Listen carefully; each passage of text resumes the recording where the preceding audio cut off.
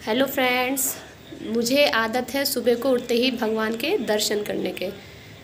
तो अभी तो वैसे भी नवरात्रे चल रहे हैं तो आदत बनी हुई है सुबह उठ के देखना। और अभी सुबह के बजे हैं 4 और बाहर बहुत ज़्यादा अभी अंधेरा है, बाहर कुछ दिखाई दे नहीं रहा। तो चलिए शुरू करते हैं अपने घर के काम, क्योंकि आज है अष्टमी की पूजा तो उसी की तैयारी करनी है। तो पहले करते हैं घर की साफ़ सफाई,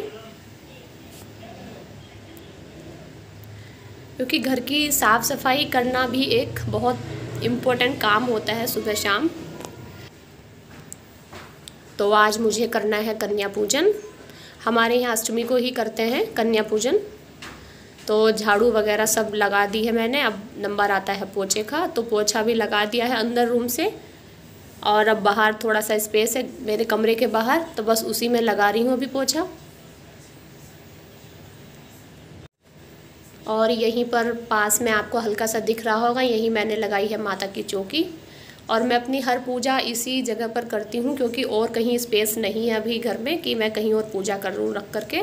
और मैं अभी यहाँ से हमेशा जब भी पूजा करती हूँ तो बैठ करके ही पोछा लगाती हूँ और पहले कपड़े से इसको साफ़ करती हूँ, क्योंकि कहते हैं कभी भी मंदिर के आगे से या सामने से झाड़ू नहीं लगाते हैं। तो मैंने पूरे 9 दिन तक ऐसे ही इसको साफ़ किया है, झाड़ू नहीं लगाई है। पहले चौकी के नीचे से अच्छे से कपड़े से साफ़ किया है, उसके बाद बैठ करके अच्छे से पोछा लगाया है।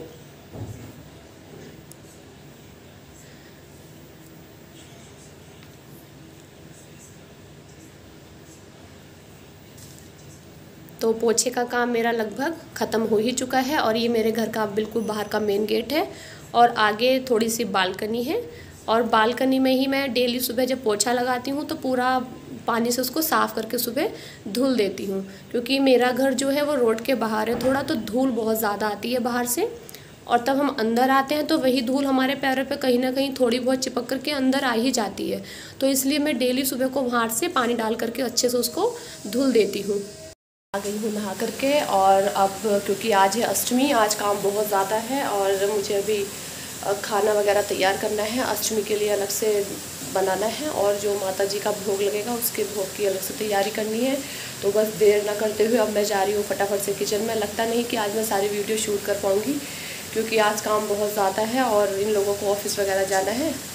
तो चलिए अभी चलते हैं किचन में। सबसे पहले बनाने जाऊँगी खीर। तो मैंने अभी रख दिया है खीर बनाने के लिए, क्योंकि कोई भी त्यौहार हो बिना खीर के त्यौहार जैसा लगता नहीं है।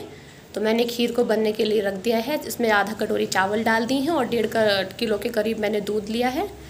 तो अब मैंने दूसरी तरफ अपने जो छोले मैंने रात भिगोए थे उनको भी उबालने रख दिया है। और जैसे कि माता के भोग के लिए काले चने होते हैं वो भी मैंने इसी में डाल दिए हैं। तो अभी हमारे यहाँ पूजती है अष्टमी, तो उसके लिए मुझे पूड़े बनाने हैं मीठे वाले। तो मैंने ये आटे का घोल बना करके तैयार करके रख दिया है और अब मैं इसको ढक के रख देती हूँ जब तक बाकी के काम करूँगी। तो ये पूड़े बनाने के लिए रेडी हो जाएगा। तो चलिए तब तक कर लेते हैं अपनी पूजा पाठ। और पूजा मैं बिल्कुल वैसे ही करूँगी जैसे डेली करती हूँ नवरात्रों की पूजा। अब माता को तिलक लगाऊँगी रोली का और चंदन का भी लगाऊँगी। तो देखिए, कन्या बिठाने से पहले जो हमारी पूजा होती है वो पहले ही कर ली जाती है। माता को भोग वगैरह मैं पहले ही लगा देती हूँ, उसके बाद ही कन्याओं का पूजन करती हूँ। तो इसीलिए मैंने सोचा कि पहले पूजा कर लेती हूँ, उसके बाद ही मैं बाकी के सारे काम करूँगी। तो अभी मुझे डालना है जोत में घी, और मैं घी देसी ही यूज़ करती हूँ अपनी पूजा के लिए। जब भी मैं नवरात्रे रखती हूँ मैं हमेशा शुद्ध देसी घी का ही यूज़ करती हूँ। तो चलिए कर लेते हैं अब माता जी की आरती।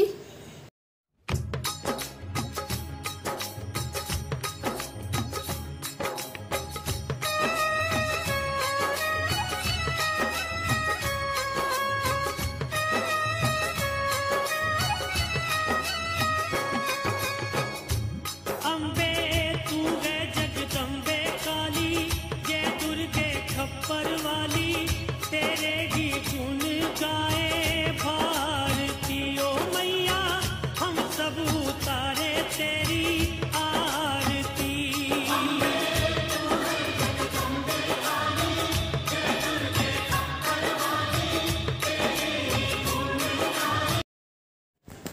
तो अब मैं करूँगी अष्टमी की पूजा। इसमें हमारे यहाँ 8 पूड़े पूजे जाते हैं, मतलब 16, तो 8 इस तरफ रख लेती हूँ मैं, 8 दूसरी तरफ रख लेती हूँ और बस ऐसे ही घी की अग्यारी कर देते हैं और हमारी हो जाती है अष्टमी की पूजा। तो ये मैं दोनों पूजा मैंने कन्या बिठाने से पहले ही कर ली और ये पहले ही की जाती हैं, उसके बाद ही कन्याओं को बिठाया जाता है। पहले को माता को भोग वगैरह लगा करके उसके बाद ही कन्याओं को हम लोग बिठाते हैं। तो चलिए चलते हैं किचन की तरफ। तो मेरे छोले की सब्ज़ी बन करके तैयार हो गई है और देखते हैं आगे। खीर भी बन ही गई है।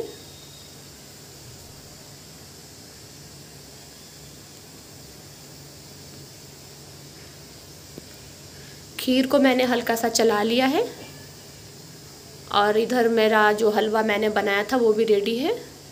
और मैंने ना माता के लिए अलग से भोग बना लिया है। और मैंने काले चने उबाले थे और घी की पूरी बनाई है और हलवा है। और ये ही माता का सबसे पसंद का भोग माना जाता है, माता इससे प्रसन्न होती हैं।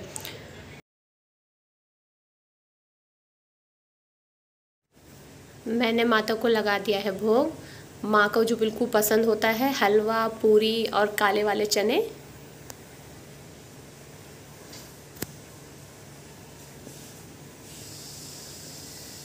तो चलिए अब शुरू करते हैं कन्या पूजन। कन्या पूजन करने से पहले सभी कन्याओं के मैं पैर धुल लेती हूँ अच्छे से। और हमें 9 कन्याओं की ज़रूरत होती है और साथ में एक लड़का, क्योंकि लड़के को ना भैरव का रूप माना जाता है। कहते हैं अगर हम कन्याओं के साथ अगर लड़के को नहीं बिठाते हैं तो हमारी जो पूजा है वो कहीं ना कहीं अधूरी रह जाती है। तो मैंने 9 कन्याएं बिठाई हैं और साथ में एक लड़का भी। अगर पूरी कन्याएं नहीं आ पाती हैं कभी कभी तो हम लोग क्या करते हैं ना कि अगर कन्या जो नहीं आई है तो उनका जो खाना होता है ना वो निकाल करके गाय को खिला देते हैं। तो कन्याओं को हम लोग खाना खिला देते हैं और खाना खिलाने के बाद जो भी हमसे बनता है वही दक्षिणा दे देते हैं। तो मैं तो हमेशा बच्चों को, जितनी भी कन्याएं आती हैं या एक लड़का आता है, तो उनको हमेशा रबड़, पेंसिल और कुछ पैसे देती हूँ। क्योंकि माना जाता है कि अगर आप लड़कियों को जब खाना खिलाते हैं पेंसिल और रबड़ देते हैं, इरेज़र, तो वो बहुत शुभ होता है। तो मैं हमेशा यही देती हूँ। और जब ये 9 माताओं के रूप मेरे घर में आते हैं ना तो मुझे इतनी खुशी होती है और घर में ना एक पॉजिटिव वाइब्स भी आती हैं। इतना खुशी का माहौल होता है और ये सब करना ना अंदर से एक खुशी देता है, आपको एक हैप्पीनेस देता है जो हमें ना आगे के लिए बहुत एनर्जी देता है, एकदम पावरफुल लगता है। तो और ना मेरा जो घर है वो थोड़ा छोटा है एक्चुअली, बट मुझे फ़र्क नहीं पड़ता है कि मेरा घर छोटा है या बड़ा है, बस घर में ना खुशी होनी चाहिए, वो है। तो बस जब ये 9 कन्याएं आती हैं ना तो मुझे लगता है कि कहीं जगह कम ना पड़ जाए जब वो लोग बैठें। तो माता का इतना आशीर्वाद होता है ना तो पूरी कन्याएं आराम से उसमें समा जाती हैं और मुझे बहुत खुशी होती है। देखिए घर छोटा हो या बड़ा हो, सबसे महत्वपूर्ण बात होती है कि घर में सब लोग खुश हों, स्वस्थ हों। इससे बड़ी और क्या बात हो सकती है। तो मैंने सभी कन्याओं के माथे पर चुनरी बांध दी है। जब ये चुनरी बन जाती है तो बहुत ही अच्छा लगता है और सब लोग बहुत खुश भी हैं। देखिए कितने सब लोग खुश हो रहे हैं और इन लोगों की स्माइल देखकर ही ना लगता है कि चलो माता ने हमारे व्रत को स्वीकार कर लिया है और माता बहुत खुश है और मुझे भी बहुत खुशी मिली। तो इधर देखिए, इधर कोने में बैठे हैं हमारे भैरव जी। अब मैं इनको भी चुनरी बांधूंगी।